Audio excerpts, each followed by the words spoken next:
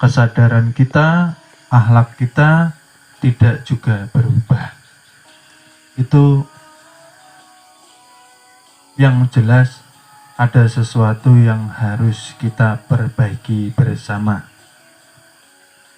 Sebelum kita memperbaiki, alangkah baiknya kita kembali kepada jati diri kita.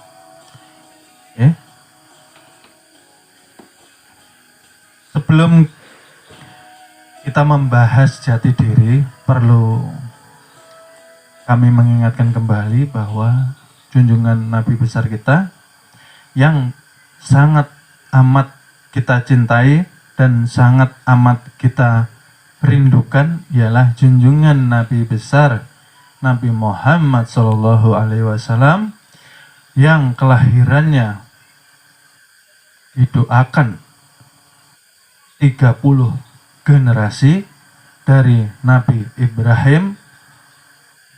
Diharapkan Nabi dan Rasul ini mengemban amanah yang sungguh amat luar biasa.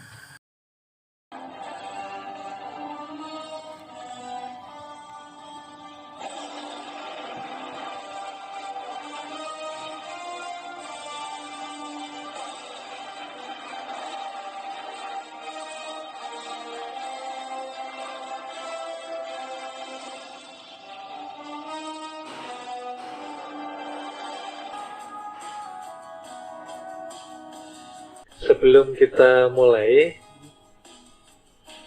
saya terangkan dahulu yang ada di ujung. Penerangan untuk murid.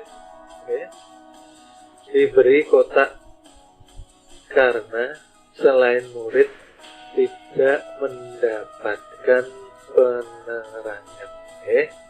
Jadi apabila kita ingin mendapatkan penerangan, haruslah kita menjadi murid dari perguruan kita. Dan di sini ada perguruan ilmu ma'rifatullah. Bahwa perguruan itu adalah tempat untuk berguru, ilmu adalah pemahaman, ma'rifatullah adalah pengenalan diri, dan nantinya akan mengenal Allah Ta'ala. Paham ya? Jadi perguruan kita mengajarkan ilmu kenal diri dan nantinya mengenal Allah Ta'ala. Mendekatkan diri kepada Tuhan. Tanpa mendekatkan diri, kita tidak akan bisa jadi pemimpin. Yang pertama, ketika menjadi pemimpin diri sendiri, mustahil ya kita bisa memimpin diri kita, mustahil kita bisa mengendalikan diri kita tanpa kita mendekatkan diri kepada Tuhan kita. Mustahil. Kenapa? Karena ketika kita ingin jadi pemimpin tetapi kita menjauhi Tuhan, yang jelas 7 sifat akan kita khianati. 7 sifat apa? Diberi hidup lalu hidup semaunya, tidak tahu-tahu sama Tuhan. Ini sudah kami tuliskan bahwa bumi seisinya itu apa? Di dalam bumi ada apa? Seluruh kekayaan, seluruh kemakmuran, seluruh sumber energi itu milik Tuhan. Ya, lalu kita hanya menumpang dan dipinjami sementara. Artinya semua ini milik Tuhan. Nah, kita harus sadar bahwa semua itu pinjaman, ya kah? Suami pinjaman, istri pinjaman, anak pinjaman, rumah pinjaman, kendaraan pinjaman. Hidup, kesehatan, pendengaran, penglihatan, perasa, ucapan, gerak, diam, kodrat, irodat, semua pinjaman Tuhan. Pinjaman dari Tuhan dipinjamkan kepada kita. Artinya apa? Kalau kita hanya dipinjami, sewaktu-waktu diambil, kira-kira ikhlas atau enggak? Ikhlas enggak? Suami diambil, kira-kira sedih enggak? Sedih. Istri diambil, anak diambil, semua diambil. Sedih ya? Sedih. Kita berusaha untuk mempertahankan atau tidak? Saya dulu pernah kaya, sekarang jatuh miskin, lalu pengen kembali kaya lagi. Saya dulu berpendidikan, tapi kerjanya kok begini aja.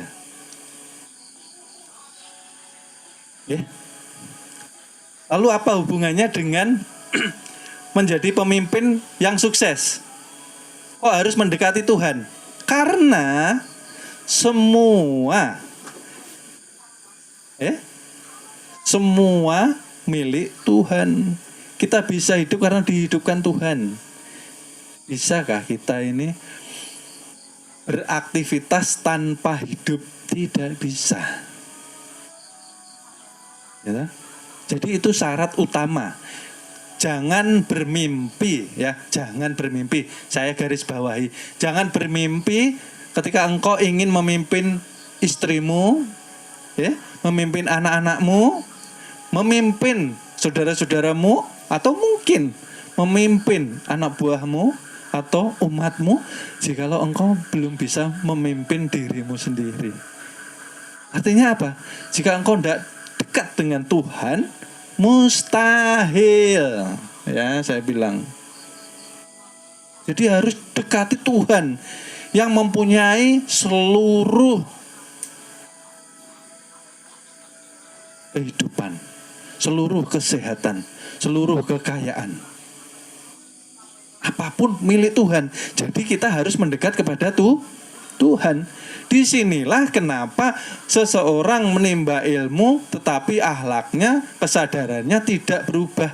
Karena dia hanya haus ilmu, hanya sebatas penasaran. Karena niatnya tidak lillahi ta'ala, niatnya yang lain-lain. Dia tidak ikhlas belajar itu. Hanya untuk menggapai sesuatu, something dan something. Maka sudah dikatakan, bahwa hidup kita ini yang menanggung siapa sih? Ayo kita kembali lagi. Ini saya lompat supaya mudah paham, Kita kembali ke pelajaran awal ini. Cuman yang awal ini sangat penting kita ulang supaya kita lebih paham. Ketika kita ulang supaya kita lebih sadar lagi. Tuhan sebelum bernama, karena ingin dikenal, menzohirkan, mewujudkan tajali. Aku ingin dikenal, maka ditajalikan, diwujudkan menjadi nur. Nur itulah yang dikatakan Allah. Oke, paham ya? Di sini berarti Tuhan sudah mempunyai nama. Allah inilah yang di dalamnya diberikan yang namanya daya zat kehidupan. Lalu daya kehidupan ini ingin dinyatakan kembali melalui nur lagi. Bernama Muhammad ini ya, Muhammad ini. Dikatakanlah dia sudah mempunyai sifat, ya. Jadi begini, harus ada zat baru bisa berdiri sifat. Ya. Tanpa ada zat maka tidak ada sifat. Artinya Kalau tidak ada kehidupan, tidak ada daya hidup. Paham? Ya. Lalu tajali lagi menjadi asma. Asma ialah yang terlihat, yang terwujud di alam semesta. Oleh sebab itu, kemana engkau menghadapkan, disitulah wajahku. Artinya apa? Nur inilah yang sudah tajali kepada seluruh alam semesta dan diri kita.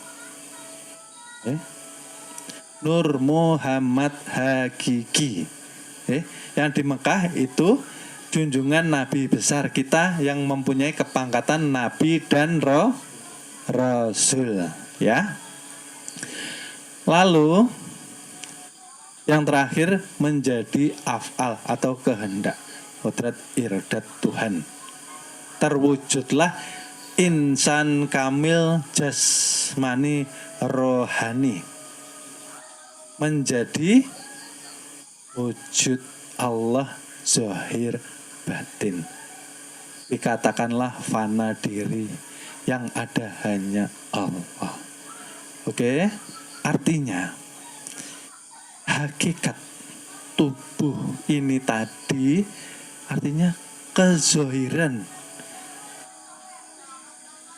tajali zatnya Allah, sifatnya Allah, asma Allah, dan afalnya Allah. Ya? Oleh sebab itu dikatakanlah diri ini menjadi Muhammad hakiki. Inilah Habibullah. Inilah yang mengantarkan kita untuk mengenal Allah, ya. Inilah yang dikatakan hamba. Ya. Hamba, tugasnya hamba apa? Patuh dan taat. Patuh dan taat itu perintah yang pertama apa? Syahadat. Syahadat harus benar menyaksikan, mengerti, mengetahui posisi di dalam diri kita atau manusia. Menyatakan.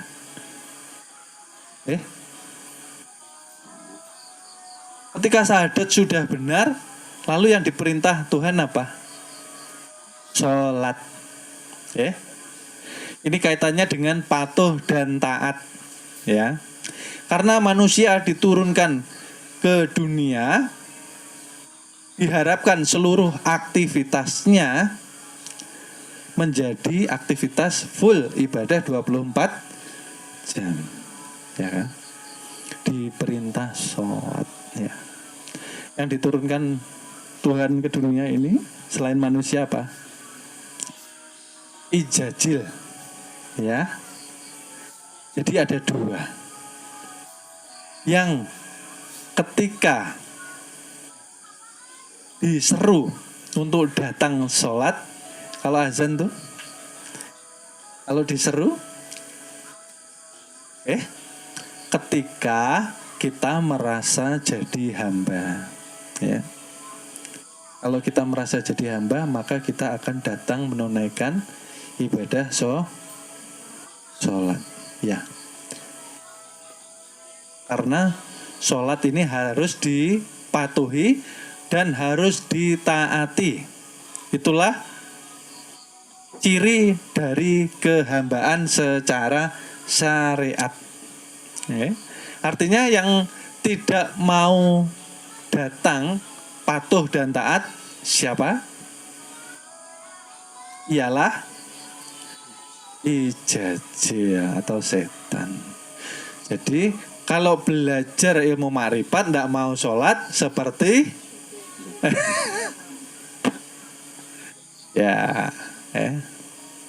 karena di sini mohon maaf, ketika kita mengenal ilmu perguruan, kita diwajibkan 24 jam harus menegakkan sholat. Di luar sholat 5 waktu, perguruan mengajarkan sholatul daim, ibadah Muhammad hakiki. Kenapa? Pengerjaannya setelah sholat 5 waktu bisa menutup ke 24 jam, karena ketika sholat hanya dikerjakan 5 waktu, kebanyakan manusia setelah keluar daripada sholatnya gugur keimanannya, gugur ketakwaannya. Ya, karena di sini kuncinya kita untuk bisa berubah kesadaran dan akhlak kita.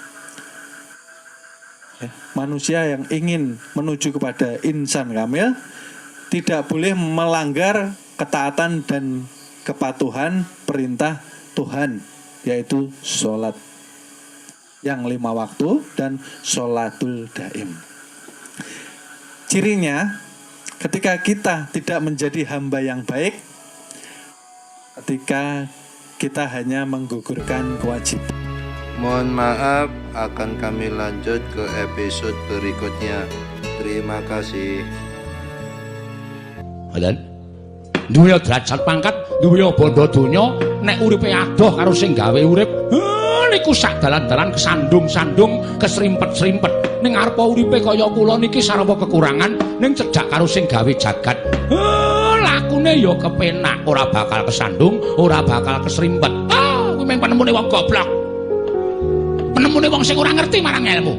Sing kandha sapa? Wong sugih, wong duwe derajat kok adoh karo sing gawe urip. Ming gumantung karo gone ngrasake. Ning mesti adoh karo sing gawe urip. Jalaran apa kok iso kaya kandha kaya mangkono? Mergo derajat pangkat niku sing iso micake wong. Bondo donya niku sing iso micake wong wekasan lali panembahe. Contone, mboten sanganggo conto sing kula dumuk, ning pirang-pirang teng donya niku gumlare menungsa. Sing kokean derajat pangkat, kokean bondo donya, wekasan mripate wuta karo sing gawe urip, terus ngawula karo bondo donya. Niku pirang-pirang